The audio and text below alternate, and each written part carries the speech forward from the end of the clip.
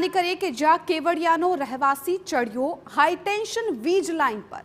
વીજ લાઇન માટે જમીન સંપાદનનું યોગ્ય વળતર આપવાની માંગ છે। હાઈટેન્શન વીજ લાઇન પર ચઢીને માંગ સાથે ઉગ્ર વિરોધ કર્યો। યોગ્ય વળતર અને જમીનને બદલે જમીન આપ્યાની સ્થાનિકોની માંગ છે। તંત્રમાં રજૂઆત કરવા જતાં માત્ર ધક્કો પડતો હોવાનો દાવો। એસડીએમ અને પીઆઈએ સ્થળ પર પહોંચીને સમજાવવાનો પ્રયાસ કર્યો।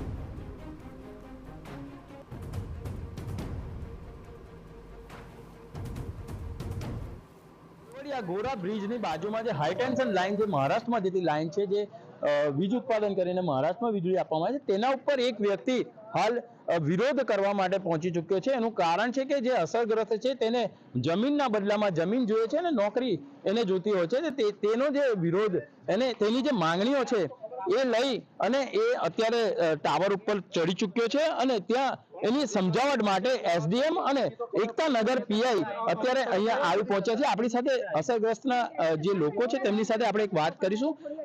જી શૈલેષભાઈ, ખાસ શું જરૂરિયાત ને શું માંગણીઓ છે આ બહેનીને? કોણ છે આ વ્યક્તિ, ક્યાંના છે? હા ભાઈ, ગણપતભાઈ શંકરભાઈ તરવી છે, અહીં કેવડિયા ગામના જ વતની છે। એમની કેવડિયા જે આ ડેવલપમેન્ટની વાત કરે છે સરકાર, તો એમના એકલાની 42 એકર જમીન એમની ગયેલી છે। તો એમને વળતર બાબતે જમીન બાબતે આ પહેલા ઘણી વાર રજૂઆતો કરી। 2020માં એમને થોડું ઘણું વળતર ચૂકવ્યું હોય, પણ બીજું જે વધારાનું વળતર જે ચૂકવવાનું બાકી રહી ગયું હતું એ ચૂકવવાનું ઘણા ધક્કાઓ ખાધા, તેમ છતાંય આ લોકોએ વળતર ચૂકવેલ નહીં। અને પહેલી વાર જ્યારે ટાવર પર ચડ્યા હતા ત્યારે કીધું હતું કે તમારું જે વળતર છે અમે બધું ચૂકવી આપીશું, પરંતુ તેમ છતાંય ના ચૂકવતા આજે બીજી વાર ચડવું પડ્યું છે। તો અમારી સ્થાનિકોની એટલી જ માંગ છે કે આજે વારંવાર ટાવર પર ચડવું પડે છે માણસને એમના વળતર બાબતે, જમીનના બદલામાં જમીન બાબતે, તો આ કૃત્ય બીજી વાર કરવું પડે છે। તો આજે પોલીસ તંત્રને આ લોકો આગળ કરીને અમને રોકે છે, અમારા વિરુદ્ધ ખોટી ફરિયાદો કરે છે। તો એ જ માંગ છે કે ભાઈ આજે અમને આવું કૃત્ય કેમ કરવું પડ્યું ને કયા અધિકારીના લીધે કરવું પડ્યું, તો એમના વિરુદ્ધ ફરિયાદ કરે અને એમને ન્યાય મળે।